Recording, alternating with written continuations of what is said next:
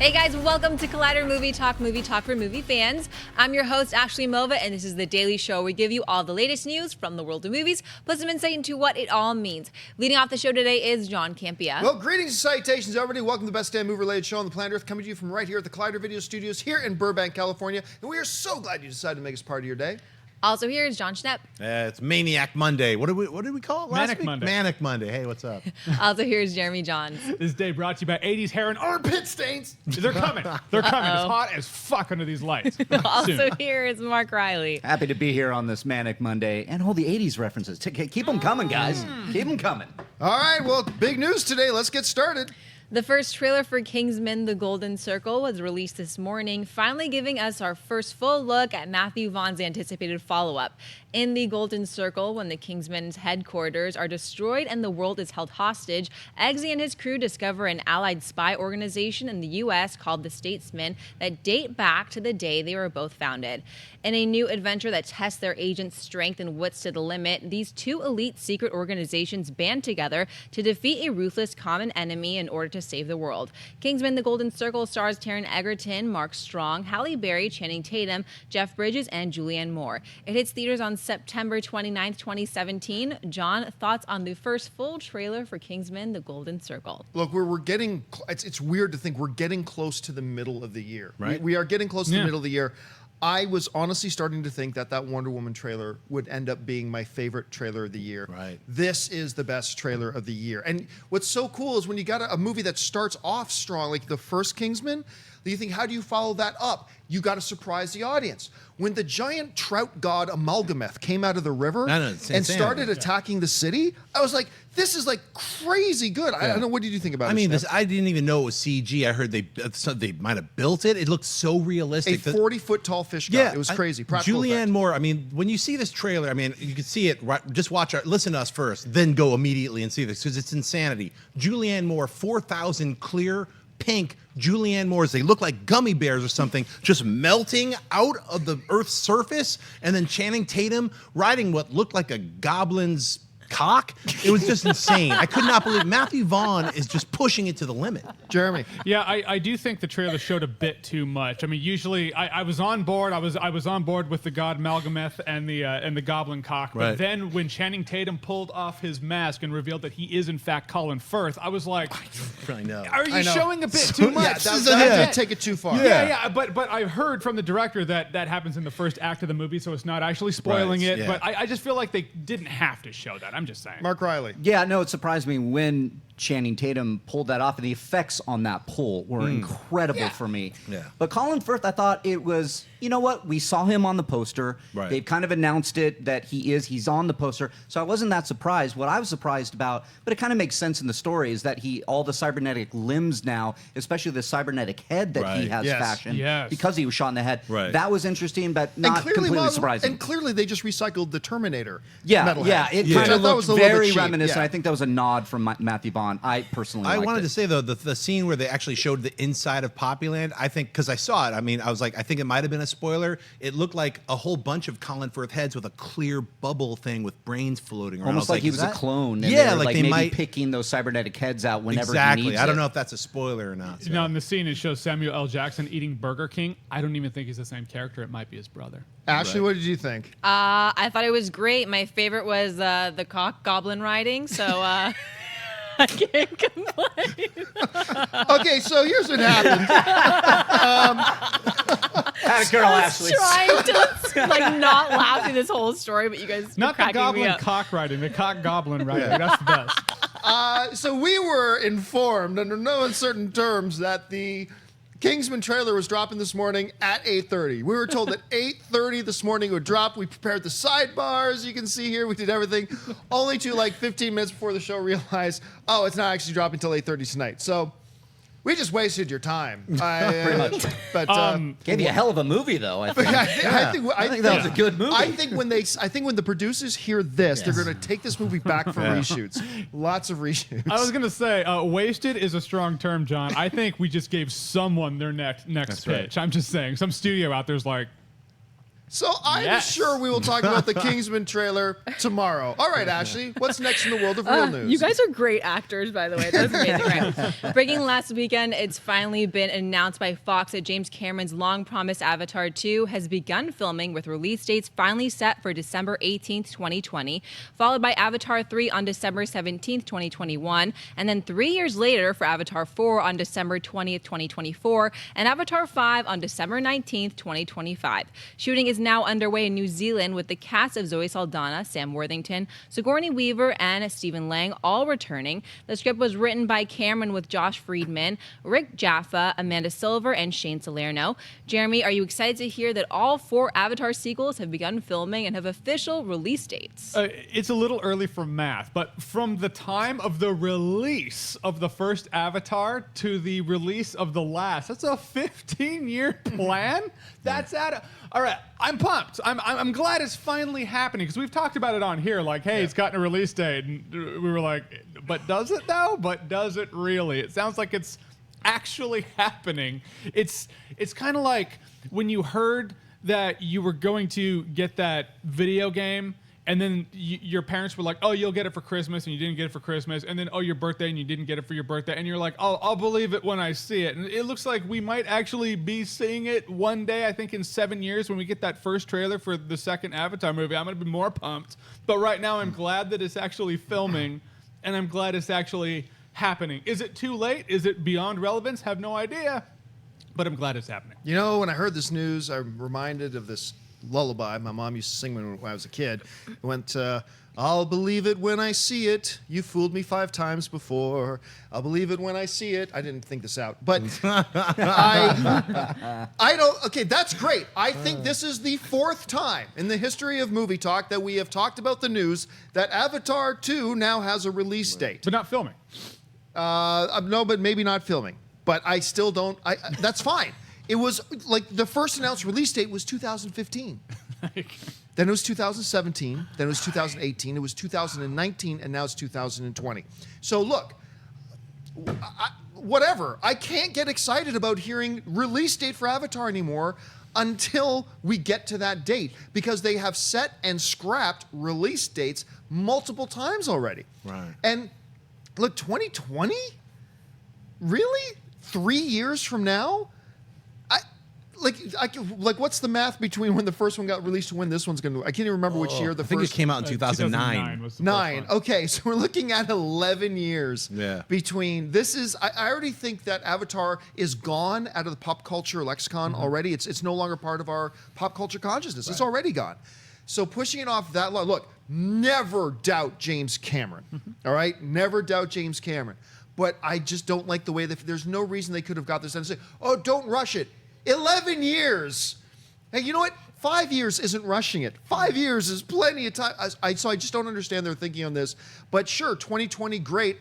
I am almost willing to put money at this point on the fact that sometime between now and mid-2019, we're going to get another announcement that it's all been pushed back yet another year, because it's happened multiple times already. I don't know. Riley, what do you think?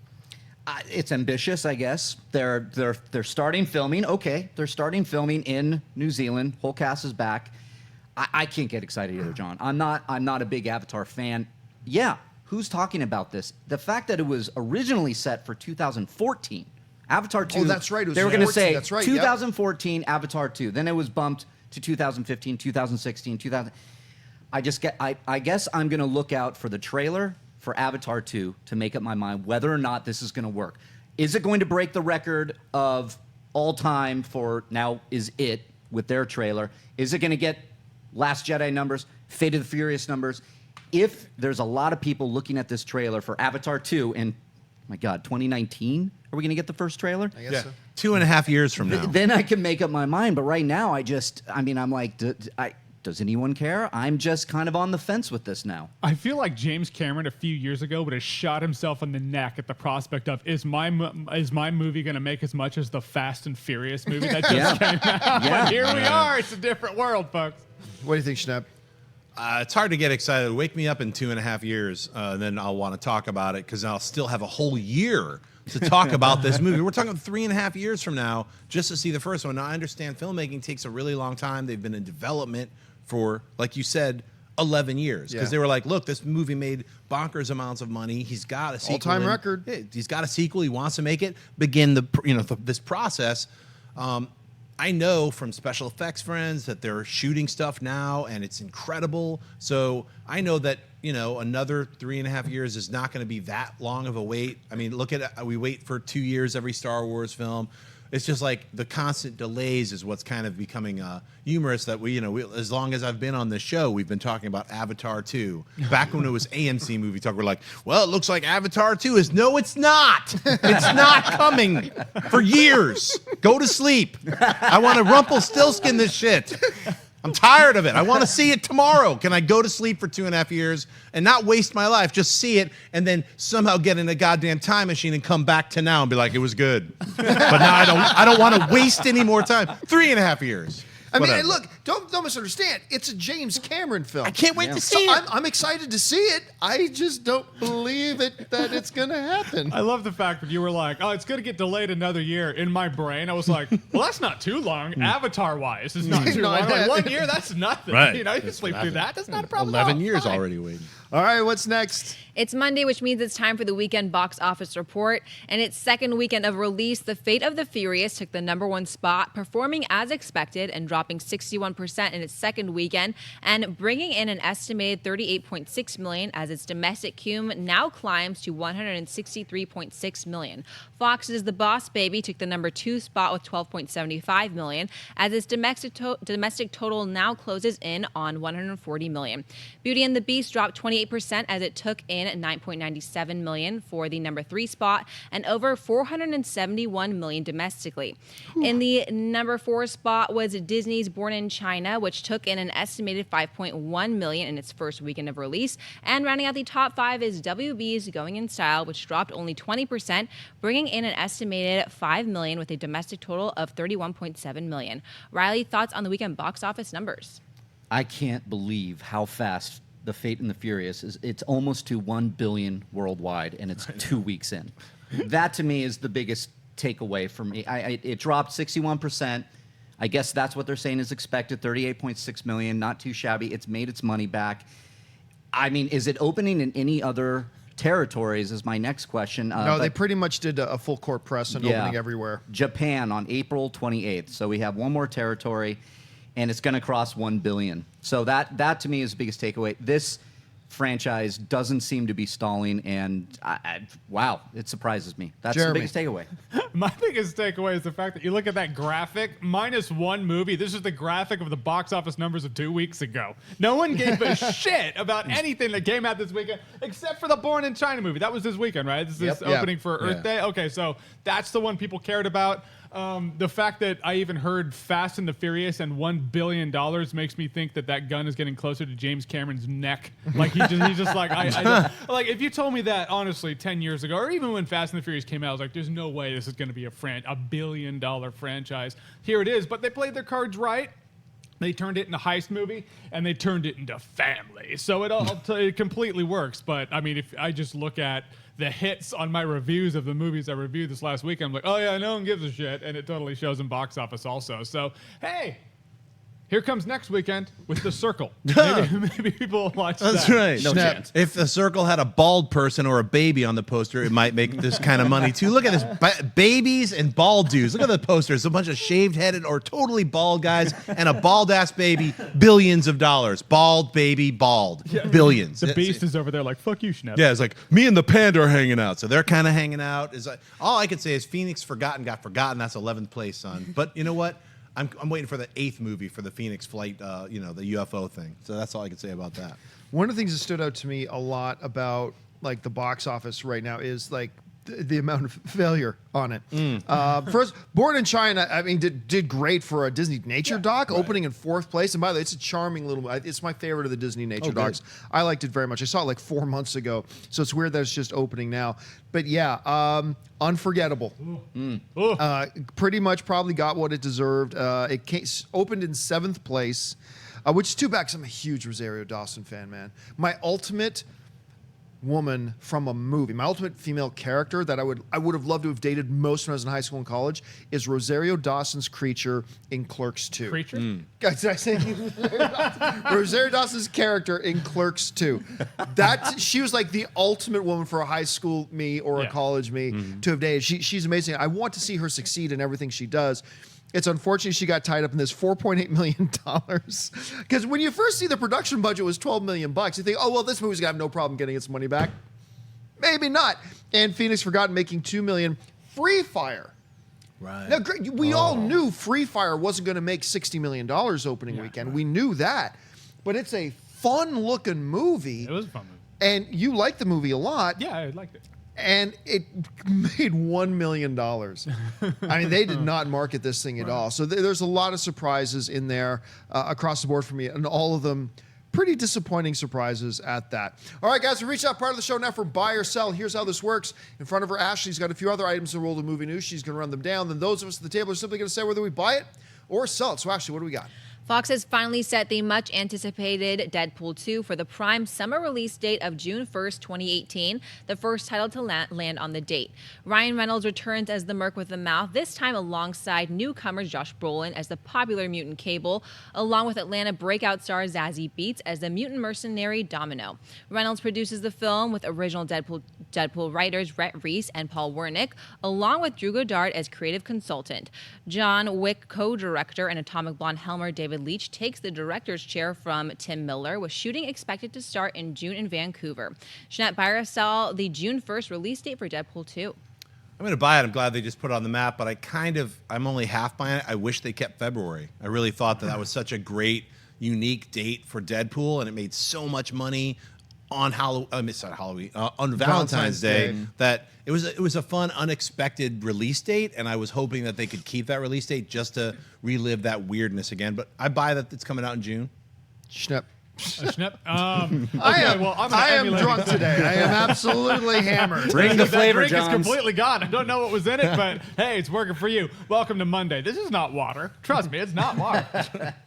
But no, I emulate what Schnepp over there, the real Schnepp, was saying, is that, I mean, maybe I'm a creature of habit, but if I had a movie that came out in February and completely crushed, I'd keep it in February. And plus, it's kind of a cool shtick. It's like, oh, it's the Valentine's Day movie. That's not a Valentine's Day movie that, everyone can go see. And it's just an ironic fact that it's even opening on Valentine's Day. That said, it made enough money to justify it coming out in summer and playing with the big boys, but it now depends on what it's going up against, because that's not to say, I don't know what's coming out that weekend, but it could go up against a monster where it's like, oh, shoot, maybe we bit off a little more than we could chew. I think it can hold its own against anything that could come out that summer. I'm just saying that is a variable that the studio has to think about. I would have kept it in February, but I'm glad it has a release date. Can't wait for Deadpool 2. There is another variable to play. Well, two other variables to play with here.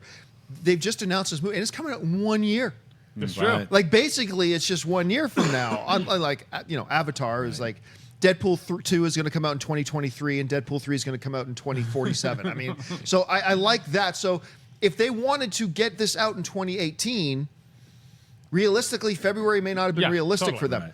The other variable in this, and I'm sure we'll get to this a little bit more when we move later into the show, is that Fox has 3 X-Men universe movies coming out in 2018. So they were probably wanting to strategically place them and have, timing between them and all that kind of crap. So that was probably the other thing. But I do think the biggest thing was, no, we want this in 2018.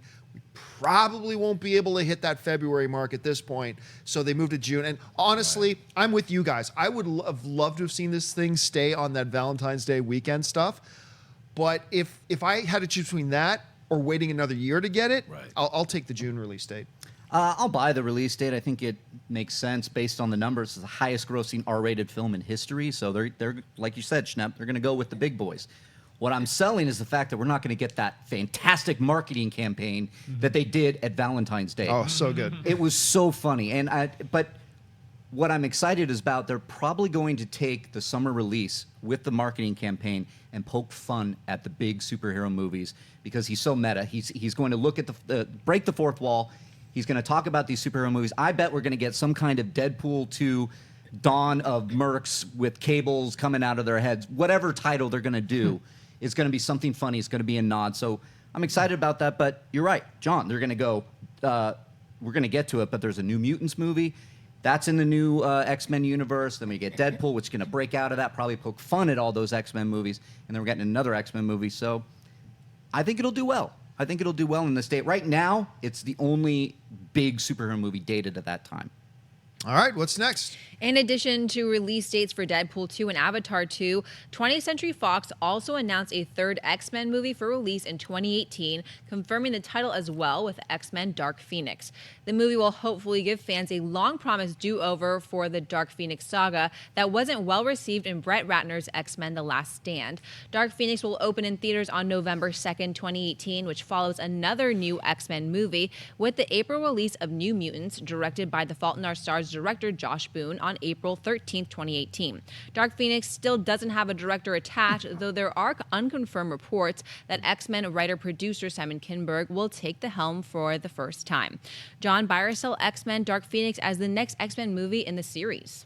Yeah, so I guess he didn't want to have one in February and one in April. So, I mean, that makes sense, too. I think, look, when we saw the end of X-Men Apocalypse, and I love the X-Men franchise, not a big fan of X-Men Apocalypse. And the way it ended, you knew if you're going to carry on with this group of characters, you can't just sweep under the rug what happens with Jean at the end of that thing. So Dark Phoenix was kind of the logical way to go. Now, how they're going to handle Dark Phoenix, I'm sure they're not going to go beat for beat with the comic books, just like none of the X-Men stuff has. So it's going to be interesting to see which approach they take. So, yeah, this was the logical direction to go. I'm curious to see it, so for me, it's a buy. Schnepp.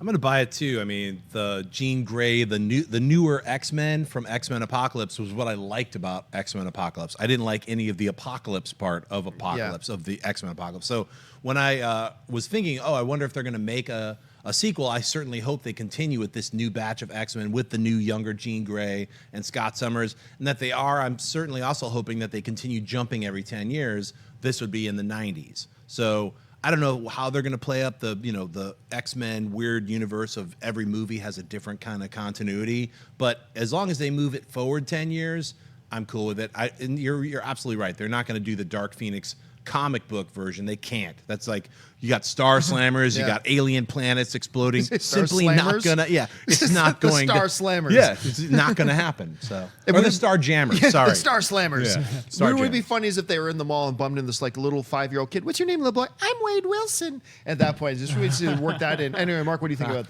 that? I buy it. It's one of my favorite lines in the comic book, but I agree. How are they going to do that? It's epic in nature, so they're going to have to change it around, and I'm glad they're going there. My question is, are we going to get James McAvoy coming back and Jennifer Lawrence and Michael Fassbender, because their contracts are up? So I'm hoping that we do have James McAvoy back and at least Michael Fassbender. Jennifer Lawrence didn't really do it for me in Apocalypse, so I don't know if she's just kind of done with the franchise and moving on, but this makes a lot of sense. I like Sophie Turner's Jean Grey. I'm interested to see if Simon Kinberg steps up and directs this thing. First-time director, but he's been the architect of this whole X-Men universe, so I think he's got it in him to direct this, and I would like to see a very different, moving forward, different X-Men universe with Dark Phoenix. Maybe it starts it over, not start it over, but really takes it into a new, interesting direction. I am a big Jennifer Lawrence fan. I think she's one of the greatest actresses in the world. I'll watch anything she's in. I do not want her in another X-Men film, simply because it's clear she doesn't want to be in these X-Men films, and it's really obvious when she's playing the role. So I'm a huge fan of hers, but I don't want her in this. I agree. I don't want to see her in it because I think it should be focused on Jean Grey, and Sophie Turner's a great actress. She should get the chance to shine. Yeah, if you have Jennifer Lawrence in it, it is going to be the Jennifer Lawrence show again. A show that she suddenly Mystique is the center of the X-Men universe. Right. But no, I agree with you that the thing about Apocalypse I enjoyed most was it was good setup for young Jean Grey, young Cyclops, young Scott Summers. Let's see where they go from there. And this, I think, what was it, like a month or two, like a month max after Days of Future Past came out, that we heard Bryan Singer was directing Apocalypse, and it was Apocalypse. It wasn't long after Days of Future Past. We still don't know who's going to direct this, so is Bryan Singer going to do it? I don't know. I feel like Bryan Singer sets up the Phoenix Saga in his first two initial X-Men movies, then he doesn't get to do it, and he's like, all right, I'm back, let's backtrack. All right, sets up the Phoenix Saga again, doesn't get to do it. I think that it's the guy's lot in life to never direct the Phoenix Saga, but when I saw what happened with Jean at the end of Apocalypse, I was excited to see a proper Phoenix movie, and it's called The Dark Phoenix, so it's not called The Last Stand. Supernova. Yeah, was it's not like The Last Stand or whatever title that she just kind of happens to be in, but it really isn't actually the Phoenix, so I'm glad it looks like they're committing to the Phoenix thing. I want to say it, I thought Sophie Turner was fine, but I agree with you guys. I would love to see McAvoy and Fassbender come back. I don't know if you need Fassbender. Definitely, you need an Xavier if you're going to do this. So I would love to see McAvoy come back. But Jennifer Lawrence is great in other stuff. Yeah, and I don't think Singer's coming back. They did date the Freddie Mercury biopic that he's directing for December of 2018. So he's busy. Yeah, he's going to be doing he's that. locked up. Yeah. He's like, no Phoenix for me. Yeah. No Phoenix for me. Phoenix ever. No Phoenix for me. That's it's a very All famous right, song. What's next? Deadline is reporting that Universal Pictures has put a Fast and Furious spin-off in the works, focusing on the characters originated by Dwayne Johnson and Jason Statham. Screenwriter Chris Morgan has hinted that they might try and broaden the universe, with rumors as of late stating The Rock and Statham are the perfect avenue for it. Variety updated the story to say that Charlize Theron's character from Fate of the Furious will also potentially be a part of the new movie, which will be scripted by Morgan and based on a concept he recently pitched. There is still no release date targeted for the movie. Riley, buy or sell a Fast and Furious spin-off with The Rock and Jason Statham? I sell it on personal taste. This franchise is just not working for me. I know it's making billions of dollars worldwide. So this makes a lot of sense. So I buy the fact that Universal is capitalizing on this and putting this in development. We got 3 popular characters. But I know that there's some internet chatter going on about Jason Statham. Maybe somebody will bring up here because that's interesting to me. But look, they have great chemistry. I've heard behind-the-scenes stuff that maybe they had a post-credit scene that got pulled trying to set this up. But there's an audience for this. So I buy the fact that Universal is doing this, selling it on a personal movie taste preference. That's just me. I buy it. I'll be honest with you. I would much rather see, because I've gotten a lot of Fast and Furious. I would much rather see a Rock Jason Statham spinoff movie than Fast and Furious 9. Mm-hmm. If I had to pick between the two, that's what I want. Now, hey, Adam, can we get the old spoiler warning put up? So spoiler alert, I am going to, who cares about plot points in Fast and Furious? Right, meaningless. They jump a submarine. Yeah. It doesn't matter. Nothing matters. Right? But just to be safe, I am putting up the spoiler alert here, but I am going to talk about a couple things that happened in the movie, okay? So here it is. One of the things that because I liked Fast and Furious 8. I enjoyed it. I didn't think it was good as 5, 6, or 7, but I thought it was better than 1, 2, 3, and 4. Mm-hmm. One of the things that kind of left me very unsatisfied at the end was that we didn't get the big Rock Jason Statham fight. Like they teased it and teased it and teased it, and it never happened. And that left me very bothered. What is bothering a lot of other people online, there's this Twitter thing going on called Justice for Han. Not Han Solo, but Han. Remember the member of the Fast and Furious family that Jason Statham straight up murdered at the end of the one film, and now he's just part of the gang. But I guess, hey, The Rock didn't know Han, so who cares? So I mean that's going on. Look, but it's Fast and Furious. Who cares? I would love to see these two guys, but only if at some point they have a legit throwdown. I want to see that. I was waiting for that, so that's what I want to see. All right, we take the spoiler alert down. So overall, I really buy this thing. What do you think? I'm buying it just on the not the hashtag, but the tagline on the poster that will be "Friends of the Family." Oh, right there on the poster. I'll buy it just for that. I just threw up in my mouth. Friends of the family. I will buy it just for that, Schnepp, and you know it's going to happen. I'm not saying I want it to happen. I'm saying it will happen. Family. But I agree with you. I thought it was going to be like Rocky 3, where we hear about it, and then they go to throw down, and then it ends right there, and we never actually see who wins the fight. I mean, the Fast and Furious movies as of late have been impressing me. I mean, by impressing me, if I'm even entertained in a Fast and Furious movie, it's more than I could have been through the first 3 Fast and Furious movies. So it's nothing but positives at that point. And these two characters, I mean, you bring up a great. I never even thought about that. We were talking about that in the meeting before the show. I was like, oh my gosh, he did murder that guy, and they're all just totally fine with it. That's just so fascinating. It's just like an interesting thing. You think about it in that context. There's no way this should work. But it would, because people would be like, I forgive you for murdering our friends. Fine. It's totally fine. So people would roll with it. Entertainment value alone, I would buy this because just out of curiosity, I'm going to be the optimist here and say it could completely work. These are two charismatic dudes who have a good place in the Fast and Furious franchise. I'd like to see what they do together. So yeah, I'll buy it. I'm going to buy it simply because Friends of the family. I'm going to buy it because I did not like Fate and the Furious. I thought it was a stupid movie. It was really dumb. Not even talking about the dumb stuff we were just talking about with Han, and they're all having spoilers. Does anybody care? Spoiler. So they're all hanging out at the end, having like this fun barbecue on the roof, all hugging each other, and it's like that's the murderer.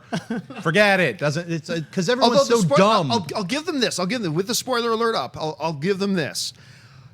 I think even in real world logic, you could forgive a guy a lot if he skydives onto an airplane to rescue your child. Which was one of the best scenes of the film. Yes, that you'll get over a lot of that. Let's leave the spoiler up for a second. So I personally felt the best characters in the film were played by The Rock and Jason Statham. And then when that whole prison sequence happened, that was great. I was like, while I was watching, I was like, I'd rather watch this movie than see Triple X in the, I mean, it's like Vin Diesel isn't even a character anymore. He's a cartoon. He's jumping submarines. It's gone beyond stupidity into a brand new level of dumb that I can't even begin to describe. I don't even want to talk about the movie anymore, but I will see this film. I want them to call it The Throwdown. I think that's a perfect title for it. Throwdown, Friends of the Family.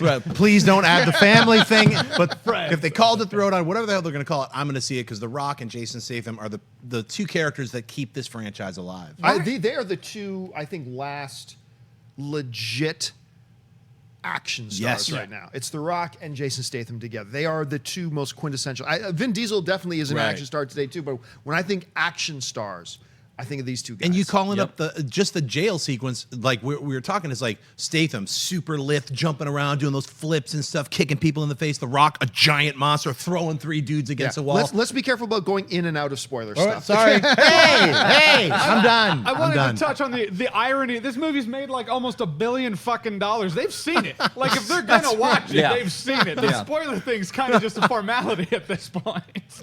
All right, guys, I want to remind you that Movie Talk is not the only show going on today over here at Collider Video. A little bit later today, we have the brand new episode of TV Talk with Josh McCouga and his crew. And the embargo is lifted. We have put up our Guardians of the Galaxy 2 non-spoiler review. You can find that on the channel right now. Go and check that out. Also, on Friday, a brand new Schmodown dropped. Brand new behind the scenes dropped with Perry and the crew. And of course, every Friday, new episodes of Awesome-tacular with Jeremy Jahns. This past Friday one was a lot of fun. It was all based on Star Wars Celebration. So make sure and go and check that out. Now, if you guys are watching this live, we like to save a little bit of time at the end of the show to take your live Twitter questions. You can start tweeting those in now. Just make sure you're following us on Twitter at Collider Video. Send them in, and Ashley will pick out a couple of questions to read at the end of the show. But first, let's get to the mailbag. Ashley, what's in the mailbag? Andy writes, hey, Collider crew, quick question in regards to The Predator. Since it got pushed from February 9th of 2018 to August 3rd, 2018, will that hurt its chances at the box office? Since the last Predator movie sucked and this is supposed to be a franchise starter, won't a summer release hurt? I thought February might help its chances, and I really want a good movie. If anything, I actually think... Look, hey, you're right. The last one did suck. Too good. Ray does it again. On point. Ray does it again. On point. If anything, I think this actually suggests to me that the studio believes in the film. I think it suggests to me that they probably believe it. They turned out better than they thought. And I think they think it can stand its ground and actually take advantage of the tail end of the summer movie season. So actually, no. I think if they've got that kind of confidence, a lot of the bigger blockbusters lean towards the earlier part of the summer. Take advantage of the last part. I think it means the studio likes it. I think it means that they think there's an opportunity there to take advantage of a, if you will, a box office shadow at the end of the summer. I actually take this as good news personally. Schnepp, what do you think? Yeah, I buy it too. I think it's good news. It shows confidence in Shane Black, the direction the film's going. It shows everybody's really excited. Like, you know what? This can actually open and probably have legs and go against other really big competition and still come out unscathed. I actually take point as like, I liked Predators. I think the movie you're talking about is Predator versus Pizza Boy. That's the horrible, unwatchable version. Predators is not that great, but it's not that horrible either. Oh, that's the one with Adrian Brody. Yeah. I didn't mind that one. It was okay. The thing that pissed me off was when they had the million laser dots, and you're like, yo, that's false advertisement. There's only 3 of them. whatever. If you haven't seen that movie, that's not a spoiler. Just watch the movie. It's good. Don't start crying. He said there's only 3. Relax. There's a lot of other stuff that happens in the movie. It's not a spoiler. So anyway, yeah. Worst part about Predators for me was when Adrian Brody's delivering Arnold's lines. Like, come on, I'm here, do it now. Shoot. I didn't like that, I but I know. agree with you. I did enjoy Predators. I actually enjoyed it. But August is 50-50. It's either the one where the surprise of the summer happens, like Looper, or it's the toilet where summer movies go to die. Yeah. I don't know which one. For me, it doesn't scream as much. If they moved it to June like Deadpool did, then I'd be like, yeah, they probably have faith in it. But August is like, well, we can technically call it a summer movie. But, February, August, it's all the same month to me. So it doesn't, I love the phrasing of the question of, since the last one sucked, whoever wrote that, fantastic. It just made me laugh. But I don't have more faith that it's in August. What do you think? Well, they're putting it right head-to-head with The Dark Tower over at Sony. So that's wow. interesting. So August 4th is The Dark Tower, and then Catherine Bigelow's Detroit, which I think The Predator... That's an interesting weekend. It's an interesting weekend now, but goes to your point, John. I think the studio has faith. Dark Tower has been moved before. I think Sony might blink and actually move it again because of The Predator, because of Shane Black. I think The Predator stands out as a bigger IP than The Dark Tower right now. Yeah. Plus, we haven't seen anything from The Dark Tower. No. So people are talking a lot about Predator. Shane Black's on social media, sharing images, talking about it, being excited about it. So if we get a first trailer and this thing just knocks our socks off, I think it can do very, very well in August. And that's if The Dark Tower moves, because you have your Stephen King people like me who really wants to see this. So it might split box office, but remains to be seen. If Dark Tower does blink and move, I think Predator is going to clean up. Well, what's the name of the first Dark Tower movie? The Gunslinger. The Gunslinger. And that opens... August 4th. That opens August 4th. Okay, and when... But that's this year. This year, yep. So, but 2018, does it have a sequel opening? Is that what you're talking Oh, is about? that... I'm so sorry. No, that is 20... Oh, it's going 2018. 18, Yeah. yes. I'm going to take everything back. That Riley's whole I'm going to pull it back. hypothesis. I'm going to pull it back. This is a great move. I'm literally looking at this thing going, well, that's weird. It's going there. Yeah, color me embarrassed. We don't always... One of the problems with doing the show live is we don't always get a chance to fact check everything that comes to our head and we want to do. So that happens sometimes. Yep. All right, guys. I said we'd save a little bit of time to take your live Twitter questions, and we're going to do that right now. Ashley, what have you picked out? Jan Rodwald writes, if you could Freaky Friday either into Kevin Feige or Kathleen Kennedy, whom would you choose and what would you do first? Oh, wow. Ooh. Kathleen Kennedy, I'm in there. I'm writing the trilogy of Salacious Crumb and greenlighting it the same day. It's just a one sheet. Be like, yo, man, start making it, son. Jabba, he's back. That's what I'm doing. Jeremy? Yeah, I'd Kathleen Kennedy and make sure the Boba Fett movie is like a smuggler's movie, or not a smuggler, but a bounty hunter's movie overall. I would just go there as to spy. I wouldn't change anything. I would just want to know, like, okay, that's happening, that's happening. Mr. Ford, can I get your autograph? Oh, Daisy. And I would get autographs, and then I would mail them to Jeremy myself, and then I'd Freaky Friday back, and she'd be like, why was I on a bender of video games and nothing all weekend long? And I'd be like, Kathleen, that's my life. You lived it. Yeah, I would do Kathleen Kennedy just because I would want to greenlight and get the ball rolling on an Old Republic trilogy. That's You what guys I are would all do. being serious, and I feel like I'm a genie and I wasted my one wish. And I was No, like, see, I'm going back But here's in the time. thing. But here's the thing, Schnepp. Were you able to actually Freaky Friday yourself into Kathleen Kennedy? I have very little doubt you would greenlight a Salacious Crumb trilogy. He's and right, I actually would. do I it. totally that's, would. That's why I'm like, yeah, no, you really would. And you would make it great. That's It the would be thing, fun. too. Mark. We're going 4 for 4. I'd be Kathleen Kennedy because I mean, there's so much, obviously it's Star Wars. There's so much interest going on right now with what they're talking about, not only with the whole Carrie Fisher thing, which is just fascinating to me as far as filmmaking. But like you said, John, with Old Republic, I would do that, but I'd also get that Obi-Wan film going right away. Let me play devil's they already have advocate. plans. If I Freaky Friday'd into Kevin Feige, I'd be like, where's that Moon Knight script? Greenlit. Yeah. Immediately. Yeah. Greenlight, get David Fincher on that thing. Immediately be like, how much money do you need? There's the check. Just like automatic trucks backing up to his house. Beep, beep. He's like, how did this happen so quick? I'd immediately make sure that all of the Werewolf by Night and the weird supernatural creatures get their own freaky division. I don't know if it'd have to be on Hulu or Amazon. I'd be like, just make that happen. I'd like in one day make a whole bunch of extra sweaty things happen in Marvel. You know what I heard? That entire thing, that dissertation, Fantastic Four, still not coming to Marvel. I was saving it. And Phase 4 is Fantastic Phase 4. All right, so. There it is. Fox, I've come to bargain. All right, Ashley, what's next? Lewis writes, since composer James Horner is no longer with us, who do you think should score Avatar 2? That's a really great question. Howard Shore? Howard I feel Shore is a like good. Howard Shore would be, yeah. you know, I kinda get them similar confused enough because they're so similar. So, I mean, I would say Howard Shore. Danny Elfman. No, I would, and actually, Danny Elfman is great for the movies great. that he scores. You know what, Giacchino is doing. I think he's doing some really good work when he has, and that whole fantasy element of music. I might go with him. I would go with Tyler Bates and Tangerine Dream combined. Like, I think Tyler Bates has done a lot of amazing scores. Yeah. He's not on the top of everybody's heads. He's done Watchmen. He's done a lot of different scores. He's like, oh, you can't get Howard Shore. You can't get Zimmer. Get that other dude. What's his name? Tyler Bates. And I'm probably saying his name wrong. So somebody online, you can correct me if I got it wrong. I might be close in some ballpark area, but him and then Tangerine Dream, that's a band that's done so many amazing film scores, all the way back from Legend. You can check them out too. They've done an incredible amount of film scores. I think combining that would be pretty cool. An underrated composer that nobody really talks about as one of the all-time greats is Alan Silvestri. Totally. Yeah. He did Back to the Future. He created the quintessential Avengers theme for Yes, he me did. that has barely been used since.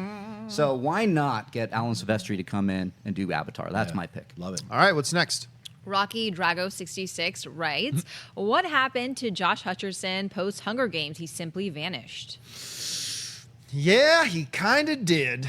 You know, first of all, Josh is like one of the most delightful dudes you would ever meet, and like I had a chance to get together with him a couple of times while the whole Hunger Games thing was going on, and where you could everybody involved with the Hunger Games stuff, like right from Hemsworth and Jennifer Lawrence, are all super nice. Josh was just like. He still felt like a dude who was just working at McDonald's yesterday and is just really happy to be there and is super grateful that you want to talk to them, and he's great. The problem that Josh is always going to face, and I remember he mentioned this to me himself, is that like he's a small dude, not a lot of big like leading role stuff out there for guys of Josh's stature, and he was cognizant of that, right? He's the one who brought that up to me. Super smart guy. Plus, is a little bit of Star Warsism in there where it's like he gets into this massive franchise, and I think it became difficult for some people. Look, Liam Hemsworth has had a tough time breaking out of that, although I think Josh is a more talented actor than Liam Hemsworth. Josh has had a hard time breaking out of that. Jennifer Lawrence was already Jennifer Lawrence before she did Hunger Games, pretty much. She was already Academy Award nominee, so it was a little bit easier for her. But yeah, I don't suspect you're ever going to see Josh as A-list guy in the business, but I hope he becomes one of these guys, like a Brian Dennehy. I hope he becomes like a Brian Dennehy, where he just like pops up in 1,000 projects in supporting roles and plays parts in like tons of important films from this point forward. But I don't think he's ever going to be like the major A-list star. I don't know, Mark. What do you think? Yeah, he's so good though. I mean, his PETA is still it's legendary. I thought it was perfect. I read the books. He was cast. I kind of scratched my head at first, and then I saw the movie, and I was like, "Yep, nailed it." Well, he's got Journey 3 from Earth to the Moon, at least according to IMDb, and that will have The Rock, I believe. So, but that who knows when that's going to shoot, and he's also going to be in The Long Home, directed by James Franco. So that might be interesting. And I love your Brian Dennehy reference. I would love to see that because the guy has talent. James Franco is making a name for himself as director. What if The Long Home comes out and we got some Oscar caliber performances? I don't know. Maybe we'll see it. You know, some years ago, I said on one of my videos that Mark Ruffalo will always be that guy, and he'll always be the friend and never be a star. So, Josh, you will always be that guy. I feel like I just cursed you and made your career. Schnepp. I personally feel it's not a curse. I think, I mean a good curse. Right, but I'm just saying, using that terminology, I think actors, not everyone is Brad Pitt or even Tom Cruise. Most actors and actresses get lucky when they fall into the getting cast as character actors, where they can fit and chameleonize themselves. Acting is all about wearing masks and becoming a different person, having a little aspect of yourself in each of those roles. I'd love to see him be able to expand and get outside of his Hunger Games, square that he's in right now. And you're probably right. James Franco's one of those actor directors. He's a great tour de force who get to work with him, maybe it'll break that open a little bit. All right, last question of the day. Elijah M. Turner writes, should the next Ninja Turtles go for an adult theme like the original comics, or is there not a big enough fan base? I have not heard of there being another Ninja Turtles movie. The last one, I think, was a bit of a bomb. Look, the first Ninja Turtles movie, you guys know this, really surprised me. I really enjoyed the first Ninja Turtles, like the modern one. I really enjoyed it. And I just thought the second one was a big drop off a cliff. So I can't see if they do. I have always wanted a Ninja Turtles movie that goes back to the spirit of the original black and white comics. Those original black and white comics, there's no cowabunga dude, let's eat pizza while like rolling on our skateboards. No, they were freaking ninjas. They were dark, they were ninjas, and they had a blood oath to fight the Foot Clan. Right. I mean, that's what it was all about. And even the writing in those original black and white comics are like really cool to read. It's ominous and cool.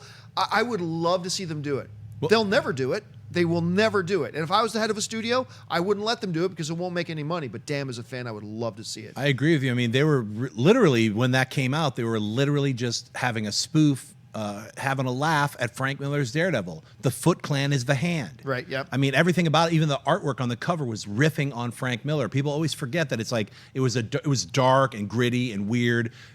As these guys, Eastman and Laird, just having fun. Let's make our own thing and like have a little of that Daredevil in it, but it's going to be turtles. I mean, I would love to see that. You're right. It's not going to hit the fan base with all the pizza eating fun kids and all that kind of stuff. I missed the whole cartoon series, so that was it for me. But I wouldn't mind them going not adult like X-rated Ninja Turtles, but I mean going with what you're talking about. I think that would be a cool thing. As the blood drips from my sheath as I replace my sword. Like, that's the type of dialogue that they used to have. It would be badass. I think it'd be a great animation and much more affordable to do that. If you look at Justice League Dark, they were like, right now we don't know if we can swing a movie, so we'll do an animation. If they did an animated version of what you're talking about, because I agree, like those old ones, it's not what and IDW actually did a pretty good run recently, a recent run where they had... I mean, it was still, it wasn't all cowabunga dude. It wasn't as dark as the original stuff, but it was a good medium in between, and I actually really enjoyed that. The City Fall was a great arc in there, but I agree, animated form. I think that could happen. Yeah, I love the original run of the comics. How they all had the red headbands. They were all just like a united team. You started talking this adaptation, John. I went to Netflix and Daredevil. Like, how cool would that be to just do a complete run of those old comics and just gritty, embrace the horror element of mutant turtles, Right? Yeah, it's ninjas. Scary. It's like Chud, yo, Chud. That is horror kind of genre type stuff, but action wise, you can mix it like Daredevil meets The Crow and then put it on Netflix, but we'll never see it. I know, because it's so popular. I don't know if they're going to go out and try to reboot another Teenage Mutant Ninja Turtles, because the second one was not good. Right. So Yeah, I don't which know is where too they're bad going because with they it. added some really cool cast to it, and they were working off a really good first one, but who knows? But do yourself a favor. I don't know if they're available on digital or not. If you can get your hands, shop around Comixology or whatever app, see if you can find those original black and white, because they're a lot of fun to read. So There's check a them out. collected version that's very affordable. You could just go on Amazon or eBay and get it. Nice, perfect. Check that stuff out. All right, guys, that'll do it for us for this installment of Movie Talk. Thank you so much for joining us. I want to thank the guys sitting at the table with me. First of all, over there, host of Heroes, Mr. Jon Schnepp. Schnepp, where can people find you online? Well, you guys can find me tomorrow doing Heroes, as well as back on Movie Talk. You can find me on Twitter and Instagram, just at Jon Schnepp, and my YouTube channel, The Schnepp Zone. Was it just fortuitous that Jeremy Jahns Yeah. was wearing a Teenage I Mutant was- Ninja I Turtles? just noticed Whoa, that. wait a minute. I'm looking at it the whole time going, I didn't even notice it until you mentioned This it. is OG Ninja Turtles too. That's the ones we're talking about. They don't have the red Yeah. headbands, but they are drawn to be. old Those are school. that's the original style Yeah, of them. these are the murderous turtles right here. Where can people find you? You can find me at Jeremy Jahns on YouTube, Twitter, the rest of the internet. You can find my show Awesome Tacular on Verizon Go 90, where we talk comic books and we talk comic book movies and all sorts of nerdy stuff like that. You'd love it. Mr. Mark Riley, where can people find you? you can find me waiting for The Predator 1 year early and at Riley Around on Twitter and Instagram. And I just had a big championship match in the Schmodown against John Roca. Check that out. And on the Schmoes No Main show, live on Wednesdays at 7 o'clock. Do you have a personal vested interest in announcing that match? No personal reasons whatsoever, other than there's a belt. Might be somewhere in this studio. I don't That's know. right. It's interesting. Over there, we got Ashley Mova. Ashley, where can people find you? Twitter, Instagram, Snapchat, Ashley Mova. Happy Monday, guys. And you guys can simply follow me on Facebook and on Twitter, just at Jon Campea. That'll do it for us, guys. Thanks so much for joining us. We'll be back again tomorrow, and until then, bye-bye. Hey guys, if you like this video, click the thumbs up button. Also, make sure you subscribe to our YouTube channel. It'll help you stay up to date with everything we've got going on here at Collider.